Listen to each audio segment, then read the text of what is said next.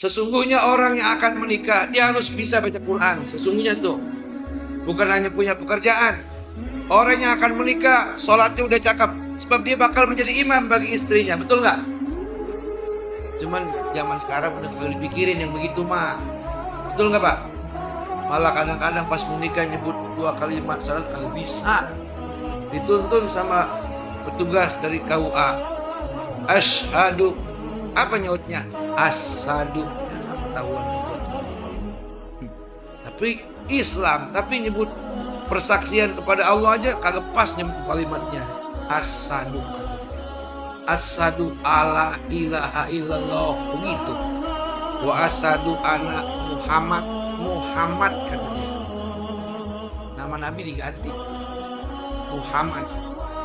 Muhammad Rasulullah. Kayak orang baru masuk Islam.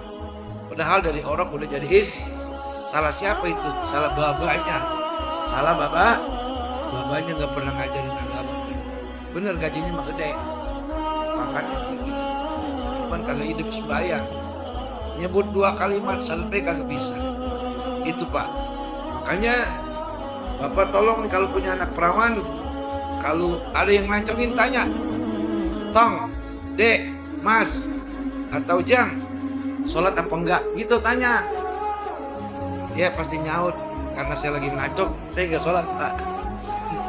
Karena saya lagi ngacok. Saya tanya serius, sholat enggak? Sholat Pak. Jarang-jarang begitu. Jarang. Kalau dibilang jarang-jarang, alhamdulillah.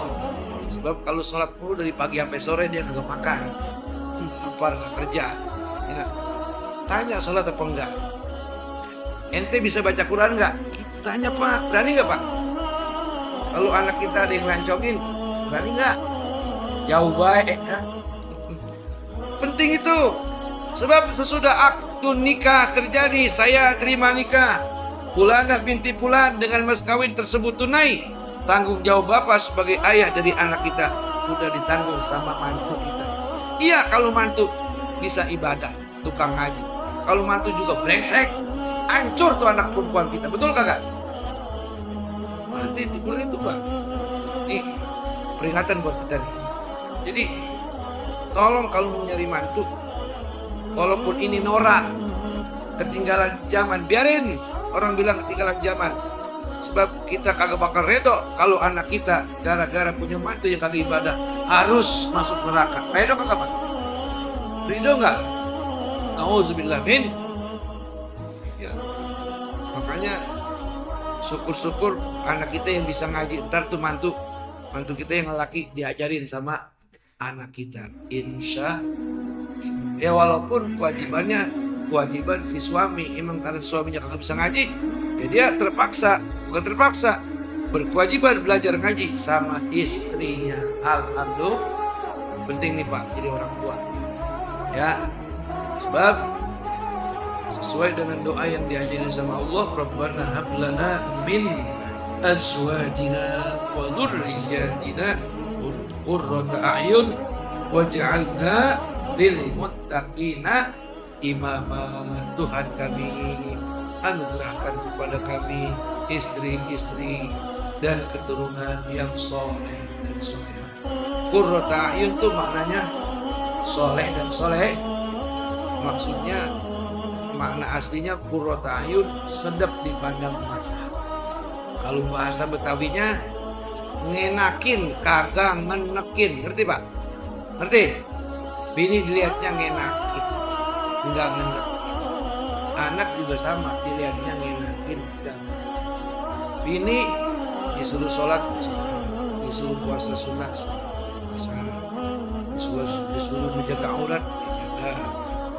Lu jangan karaoke mulu neng di rumah, mending lu baca Quran. Tuh namanya itu qurrata. Anak gampang dinasihatin, gampang dibilangin, gampang diarahin. Itu qurrata a'yun alias enak.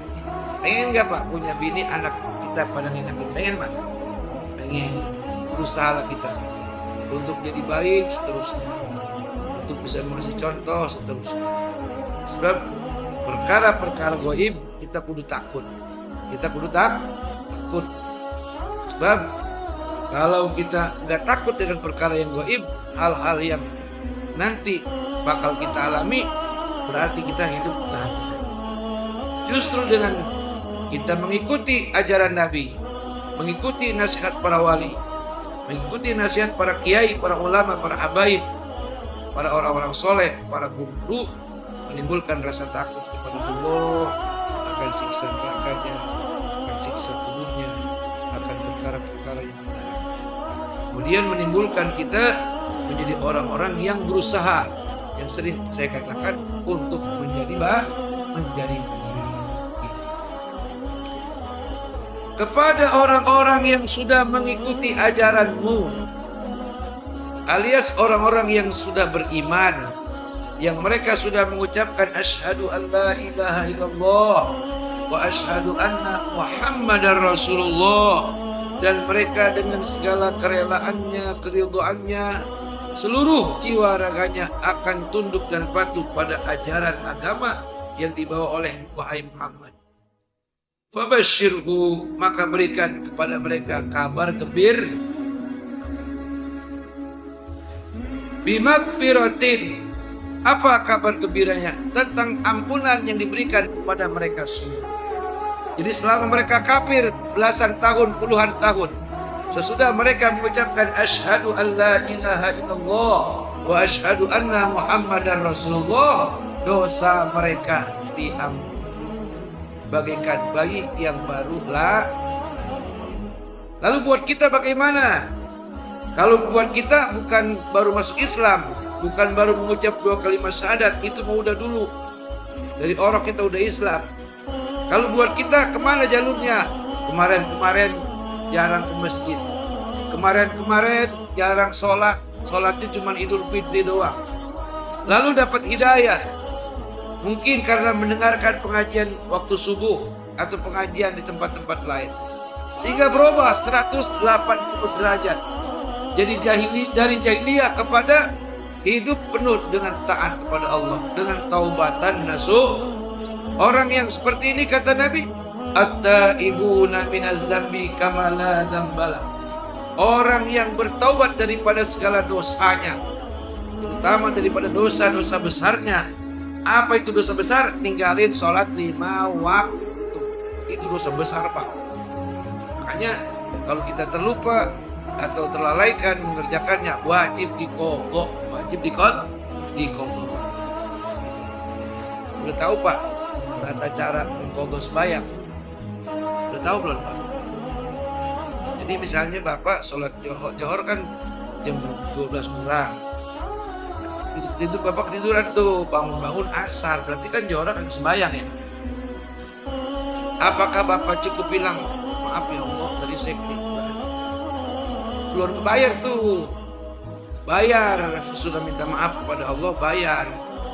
Kapan bayarnya? Di waktu sebelum asar atau sesudah bebas. Kalau mengqadha waktu sembahyang, walaupun sesudah sholat asar nggak boleh sembahyang, itu nggak boleh sembahyang tapi sembahyang qadha boleh, kagak diharam. Bagaimana niatnya qadha sembahyang asar? Usolli fardhul asr qadha'an lillahi ta'ala Allahu akbar. Jadi bukan adaan lagi. Ya, paham Pak? Paham Pak? Bisa nggak? Meninggalkan sholat subuh sengaja ataupun lalai, wajib dibayar. Jam 6 bayarnya. Pas kita ingat tuh, jam 7 baru ingat. Sholli fardhu subhi qadha'an lillahi ta'ala Allah. Johor juga sama. Sholli fardhu zuhri arba'a raka'atin qadha'an lillahi ta'ala Allah. Terus apa lagi? Asar macet di jalanan, Pak. Ya, keluar kanan kiri mobil mulu. Ya kan, waktu maghrib udah masuk, kita ancang-ancang nyampe di sini jam 5 kan masih ada asar tuh. Tahu-tahu maghrib asar lewat. Udah kita niat dalam hati ntar mengqadha sholat asar di waktu boleh. Jadi sholat maghrib dulu, habis sholat maghrib sembahyang qadha asar. Jadi mengerjakan sembahyang qadha itu di waktu kapanpun tidak dilarang. Ya, kenapa kita melaksanakan sholat qadha maghrib, qadha asar di waktu maghrib? Karena kita tahu dan ingat tadi asar agak sembahyang, betul nggak? Jangan dibayar di waktu asar kalau umurnya sampai, kalau kagak, betul. Jadi jangan salah paham, bayar qadha asar di waktu asar, bayar qadha maghrib di waktu maghrib, bukan. Jadi membayar qadha sembahyang yang terlalaikan atau terlupakan karena sesuatu, dibayarnya, dikerjainnya ketika ingat. Jadi ketika ingat, buru-buru kita kerjain sholat yang kita tinggal. Paham ya Pak ya? Coba sama-sama niat sholat qadha. Sekarang sholatnya sholat subuh dah, subuh. Usolli fardhu subhi qadhaan lillahi ta'ala Allahu akbar. Ini secara singkat. Jadi subuh emang 2 rakaat, gak usah disebut 2 rakaatnya. Ini ilmu yang tinggi nih, pakai ilmu tinggi nih. Iya. Jadi subuh emang 2 rakaat, Allah udah tahu nggak disebut 2 rakaatnya. Jadi yang perlu disebut, ya kan, yang perlu disebut nama sembahyangnya, yang perlu disebut keparduannya. Apa itu? Usolli fardhos subhi qadhaan lillahi, gitu ya. Jadi qasad ta'arud ta'ala. Dan disebut tuh. Sekarang johor. Ayo. Usolli fardhos zuhri qadhaan lillahi ta'ala Allahu akbar. Asar. Usolli fardhal asri qadhaan lillahi ta'ala Allahu akbar. Maghrib. Usolli fardhal maghribi qadhaan lillahi ta'ala Allahu akbar. Isya. Usolli fardhal isya'i qadhaan lillahi ta'ala Allahu. Isya juga sama tuh. Kalau sudah aja ntar aja lah isanya sekalian bangun malam. Bener bangun malam kencing tidur lagi. Isanya terlupakan. Itu Isya kan paling panjang Pak. Tetap aja kita suka kelupaan. Pas ingat subuh kodok lagi aja dah. Paham Pak? Paham ya? Tapi walaupun begitu, kita kalau terlupa daripada sholat yang fardu terlalaikan, yang penting kita bayar. Kalau sudah kita bayar, kagak dihukumin dosa, dimaafin sama Allah Subhanahu. Jadi begitulah kemudahan beragama. Ya, kemudahan beragama kita sudah difasilitasi oleh Allah lantaran Allah cinta dan sayang kepada kasihnya Nabi Muhammad, sehingga berkahnya kita dapat tuh, berkahnya kita dapat. Ya, berkahnya kita dapat untuk urusan sholat yang terlupakan atau sengaja yang ditinggalin, tidak menjadi hukuman dosa yang berat kalau kita segera membayarnya dengan niat untuk sholatnya. Nah, hadirin para jamaah yang dirahmati Allah Subhanahu wa ta'ala. Kemudian sikap kelemah lembutan. Tadi saya bilang kepada istri, kepada anak, kepada saudara-saudara kita, saya sering bilang bahwa kita kadang-kadang lebih akur sama orang lain ketimbang sama saudara kan? Aduh, betul nggak Pak? Betul nggak? Kan banyak kejadian marah sama abangnya sampai mati, kejadian marah sama encing, marah sama encang, betul nggak? Bahkan yang lebih parah, marah sama orang tua gara-gara warisan dibaginya dikit, katanya begitu. Maksud billahi, bisa aja kan itu terjadi. Orang udah nggak lagi takut tentang tentang kualat sama orang tua. Yang dilihat hanya dunia. Justru itu sesuatu yang dilarang oleh Allah Subhanahu. Jadi kepada orang-orang mukmin kita disuruh berlaku baik. Dalam ayat yang lain, Muhammadur Rasulullah walladzina ma'ahu asyidda'u 'alal kuffari ruhama'u bainahum. Nabi Muhammad adalah Rasul utusan Allah. Muhammadur Rasulullah walladzina ma'ahu, orang-orang yang bersama Nabi. Siapa? Minal muhajirin wal ansor, muslimin muslimat, mukminin mukminat, asyidda 'alal kuffar, keras kepada orang-orang kafir. Apanya? Akidahnya. Walaupun kita miskin, jangan jual iman demi pekerjaan. Walaupun kita miskin, jangan jual agama demi jodoh anak-anak kita. Betul kagak Pak? Itu namanya asyidda'u 'alal kufar. Walaupun kita miskin, ya kan, kita tidak melakukan perbuatan yang dilarang, mencuri milik orang. Asyidda'u 'alal kufar lakum dinukum waliyadin.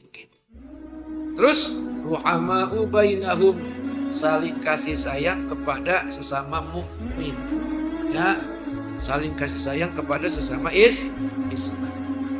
Bahkan dikatakan, siapa itu orang muslim, orang Islam, orang yang dapat menyelamatkan saudaranya dari lisan dan tangannya. Tuh, berarti ini nggak boleh Pak kita ngomongin kejelekan bini, kejelekan mantu, kejelekan mertua, apalagi kejelekan orang tua, termasuk kejelekan tetangga, jangan digumbar kemana-mana. Kalau kita lakukan itu berarti kita bukan muslim namanya. Sebab yang dikatakan muslim, dia bisa nyelamatin saudaranya, keluarganya, orang lain dari lidahnya dan dari tangan. Apa dari tangan nih? Nabok, ya, nampar, atau mengambil haknya. Itu jangan kita lakukan. Kemudian siapa itu orang mukmin? Orang yang siapapun yang ada dekat dia atau bersamanya, dia akan merasa amannya. Jangan jadi orang mukmin jadi biang kerok. Tahu biang kerok Pak? Lu pergi sama siapa? Sama dia. Terus habis dibuang. Sebab temen yang diajak teman rese. Karena kan kita kalau punya mobil Pak, kan ini kita kalau punya mobil nih ya, itu teman yang ikut 5 kalau mobil Avanza, itu yang nanggung makan siapa? Kita yang punya mobil, betul nggak? Curang gitu dia. Curang nggak? Dikata curang ya, kagak juga emang kita yang ngajak. Makanya tiap dia punya mobil berarti bos, betul nggak? Dahal mah belangsak, dahal mah. Itu ngapain begitu ya Pak ya? Kan kalau punya motor mah kadang-kadang jajan masing-masing atau gantian. Tapi kalau punya mobil itu dia mah kagak tahu yang kita ajak tuh. Ya kadang-kadang kita mampir di warung makan, kita mau makan pakai tempe, dia ayam goreng. Disangka diri kita lagi banyak padahal lagi pis-pisan. Emang begitu kali ya? Makanya kalau belum duit banyak jangan sembarangan buat mobil. Waduh bener-bener Pak, bener-bener. Makanya saya sama teman kan, saya punya mobil juga. Saya dipesan dulu kalau ngikut gua, lu lihat gua makan kalau mampir di mana. Baru pasti gua makan pakai apa, ikutin gua. Kalau kali gitu kita ketempuan, kalian bisa tinggal KTP. Betul kagak? Yang mendingan per-peran aja. Iya. Kalau gua ngambil tempe, lu tempe. Kalau gua ngambil ayam, baru lu ngambil ayam. Berarti itu cirinya. Kalau Bang Ajeng ngambil tempe, duit gua lagi pas-pasan. Kalau gua ngambil ayam atau daging, duit gua lagi lebih. Begitu caranya, betul kagak? Daripada kita bawa pulur. Nah kan dia tinggal nangkring, pulas lagi ngorok. Kita mikirin, mana bensin udah mau habis. Pulang kagak bawa duit, betul kagak? Jadi kudu per-peran aja ke temen mah, ya. Daripada kita ajak-ajak juga, kita gerendang, tau gerendang nggak? Tahu gerendang? Dongkol, pahala hilang, betul nggak? Lalu dibalikin lah, apa lu ngajak-ajak gua baru lu ajak. Nah, udah salah lagi ya. Betul Pak? Betul nggak? Itulah. Makanya kalau belum benar-benar kaya, jangan belaga jadi orang kaya. Resikonya gede. Mendingan jadi orang miskin aja dah. Tinggal ngintil, tinggal ikut, tahu bersih. Aduh, kita punya bawa mobil, pas habis dia mau ngorok di belakang ono. Waduh, begitulah memang kehidupan. Para jamaah dan saudara-saudara hadirin yang dirahmati Allah Subhanahu wa Ta'ala. Jadi orang-orang yang telah mengikuti ajaran Nabi Muhammad, alias orang-orang yang sudah beriman, ya. Bahasa gampangnya orang-orang yang sudah mengikuti sholat subuh setiap waktu, orang-orang yang sudah merapaikan rumah Allah, orang-orang yang sudah melakukan ulas asih kepada keluarga, kepada saudara, kepada tetangga. Ketika mereka berurusan hutang, mereka bayar tepat waktu. Ketika mereka berjanji, mereka menepati. Ketika mereka merasa bersalah, buru-buru minta maaf. Itu perkara-perkara bagi orang-orang yang sudah taubat, orang-orang yang mau mengikuti ajaran yang dibawa oleh Nabi Muhammad Sallallahu Alaihi Wasallam. Kayaknya nih satu ayat baik kita amalin, kayaknya beres urusan ya. Ya Pak ya? Gak ada bintang di antara kita, gak ada syirik dengki, anak saudara, anak tetangga, betul nggak? Betul nggak? Sebab kita udah mengikuti ajaran Nabi dan kita yakin perkara-perkara yang gaib mengenai dosa dan pahala itu pasti nyata. Surga dan neraka itu ada. Bapak saya tanya nih Pak, jawab dengan benar-benar. Percaya kalau surga itu ada? Percaya. Jangan pakai insya Allah Bang Haji. Percaya. Kalau untuk urusan iman, percaya. Percaya kalau ada neraka. Percaya kalau ada siksa kubur. Wajib percaya. Kalau kata percaya, kita kufur. Jawabannya gampang. Udah pasti kita percaya karena ada. Nggak mungkin nggak ada. Kalau azab kubur nggak ada, neraka nggak ada, mau ngapain? Ngantuk-ngantuk kita lelungu-lelungu, tahu lelungu-lelungu ke masjid, gerimis-gerimis ke masjid, betul kagak? Mendingan tidur. Orang surga kagak ada, neraka kagak ada, mau ngapain ibadah? Seumpamanya, betul nggak? Pahala kagak ada, dosa kagak ada, udah mati percis kayak binatang, kita kagak diseksa, udah jadi tanah. Lah mau ngapain ibadah, betul kagak? Udah aja isma syi'ta, berbuat semau kita. Seumpamanya, sehubungan pahala ada, dosa ada, neraka ada, surga ada, siksa kubur ada. Lo kudu hati-hati. Lah kan dua hal yang kita takut. Gua mati dapat azab kubur apa nikmat kubur, kan jadi pikiran. Terus gua nanti di akhirat gua masuk surga apa neraka, kan begitu. Betul kagak? Jadi sebab itulah datang bulan Ramadan kita puasa, bis-bisan perut mana sambil kerja, ya kan? Jadi kalau di rumah kagak ngapa-ngapain enak. Johor tidur, bangun-bangun asar. Ya, tidur lagi bisa bangun-bangun malam. Tapi coba yang pada kerja, betul nggak? Masya Allah, apalagi sudah akhir-akhir Ramadan, godaan banyak banget. Ya kan begitu bahaya. Apalagi dagang di pasar. Itu kalau udah 5 hari mau lebaran, udah kagak ada yang puasa. Ada lagi yang lebih berat, orang-orang yang kerjanya manggul beras, manggul semen, masih kuat puasa. Subhanallah. Apa? Kenapa itu semua dilakukan? Karena mereka takut. Kembali lagi pada perkara yang gaib. Dia yakin surga ada, neraka ada, pahala ada, dosa ada, siksa kubur, nikmat kubur itu ada, kebaikan itu ada. Makanya kita wajib yakin dan percaya. Dari sebab yakin dan percaya perkara yang gaib akan membuat kita takut kepada Allah Subhanahu. Dalam surah Al-Baqarah dikatakan zalika liman khasyiya Allah. Zalika liman khasyiya. Itulah bagi orang-orang yang banyak punya sifat merasa takut kepada Tuhan yaitu Allah Subhanahu. Sehingga dalam kehidupan dunia innalladzina amanu wa 'amilus shalihati ulaika hum khairul. Sehingga perbuatannya di alam dunia, imannya berbarengan dengan amal soleh. Sehingga Allah ganjar dia, Allah balas dia dengan kebaikan yang berlipat-lipat. Dihadiahin sama Allah jannatu adnin, surga Aden. Bagaimana keadaannya? Tajri min tahtihal anhar, yang ngalir di bawahnya sungai-sungai yang indah.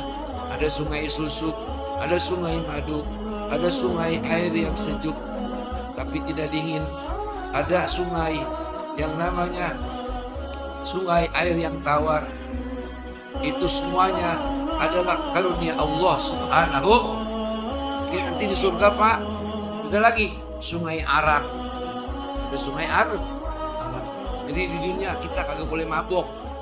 Jangan minum topi miring, jangan minum alkohol anggur merah, jangan minum apa lagi, whisky, bir, jangan. Di akhirat tuh disediain sungai arak, mandi terus minum sekalian, kagak mabok, tapi nih biasa play gitu kayak orang mabok. Tapi ingatnya ke Allah Subhanahu. Udah Pak, nang nanti di sono sama-sama kita mabok. Nah iya, maboknya mabok Allah. Betul kagak? Kenapa di sini dilarang? Zina dilarang. Sudah aku siapin bidadari yang cantik-cantik buat kamu. Yang sekali pakai perawan lagi, dipakai lagi perawan lagi. Kagak bunting, kagak beranak, kagak menstruasi. Mantep kagak tuh? Mantep kagak Pak? Kagak berak, kagak kentut, kagak kencing, kagak bau ketek, kagak bau badan. Tuh bidadari. Makanya kita dilarang zina, di surga udah disediain. Dalam tafsir Yasin itu ada 72 bidadari yang langsing, yang hitam manis, yang kuning langsat, yang model orang bule, komplit lah pokoknya. Itu buat kita nih orang beriman. Makanya wala taqrabuz zina, kata Allah, innahu kana fahisyatan wa sa'a sabila. Jangan kau mendekati zina, ya kan? Karena itu perbuatan yang keji dan jalan yang menyesatkan. Aku sudah siapin wahai hamba-hambaku. Di saat engkau berzikir, maka bidadari di sono dangdan. Tuh. Di saat kita sholat malam, dia dangdan. Dia panggil-panggil. Arif, itu katanya. Dipanggil-panggil nih. Apalagi yang udah tua-tua, itu di Arab-Arab bidadari. Bener Pak. Bini kita bakal ngeroin itu. Bini manggil-manggil, sayang, aku rindu kepadamu. Tuh aki-aki yang tukang zikir, aki-aki yang rajin sholat subuh, aki-aki yang sabar, aki-aki yang taat ibadah, semakin taat, itu dipanggil-panggil sama bidadari. Johor dipanggil, asar dipanggil, maghrib dipanggil, isya dipanggil, subuh dipanggil, waktu duha dipanggil, waktu tahajud dipanggil. Sayang, cepatlah kau datang sama aku rindu kepadamu. Subhanallah tuh kau. Masya Allah, aki-aki ini, yakin bidadari. Bagaimana gambaran bidadari? Dia meludah ke dunia, sedunia wangi dengan ludahnya. Bandingin sama ludah bini kita. Ayo, bini kita pagi-pagi belum makan apa-apa, hidupnya bentak, hidupnya bentak bulan, walaupun seksi badannya, apalagi doyan makan jengkol, doyan makan awam petek ini, angopnya bau naga. Kita tidur dihadapin sama dia, kita agak sanggup dah. Dia ngomong apa bang, tidur kagak mau ngadepin kita. Mulut lu kalau angop bau naga berbisa. Jengkol doyan makan petek, ikat gigi jarang. Dangdan. Tapi jarang ikat gigi. Kira-kira sedap apa bentak Pak? Bidadari surga. Wah, pokoknya Pak. Bidadari surga itu buat kita semua. Buat kita. Buat umatnya Nabi Muhammad Sallallahu Alaihi Wasallam. Ini saya ngomongin bidadari. Kata bapak-bapak, gue pengen mati buru-buru. Emang apa? Di dunia bini gue cerewet banget. Makanya rata-rata itu suami yang bininya cerewet banget itu kalau mati meremnya kenceng. Emang iya kagak ada yang melek sebelah nggak? Kenceng, dia udah pengen mati sebetulnya Pak. Udah pusing sama bini yang cerewet. Pulang apa diperiksain, kagak mau duit dimentak. Ya kan? Kita mau bercerai malu sama anak. Pulang kemana? Emang kayaan bini kita. Benar. Dia cuma kagak ngomong gitu doang, ya Allah cabut apa nyawa saya, cuma kagak ngomong begitu. Makanya pas dia mati itu matanya merapat. Udahlah, selamat tinggal istriku yang cerewet. Aku akan berjumpa dengan bidadari. Alhamdulillah. Ada Pak yang istri cerewet ada? Ada. Jangan bilang itu pasti ada. Pasti ada, segitu banyak ada. Pasti ada lah. Cuman dia simpan di hati. Subhanallah, Allahu Akbar. Hadirin para jamaah dan saudara-saudara yang dirahmati. Wa ajrun karim. Jadi orang-orang yang sudah mengikuti ajaran Nabi Muhammad, dengan kata lain orang-orang yang sudah mau melaksanakan perintah Allah, yang sudah menjalankan perintah sholat 5 waktu, puasa Ramadan, ya, perintah-perintah yang wajib maupun yang sunnah, bahasa gampangnya, Buat mereka jangan lagi dibikin kesel, jangan lagi dibikin sewot, jangan lagi dibikin menangis.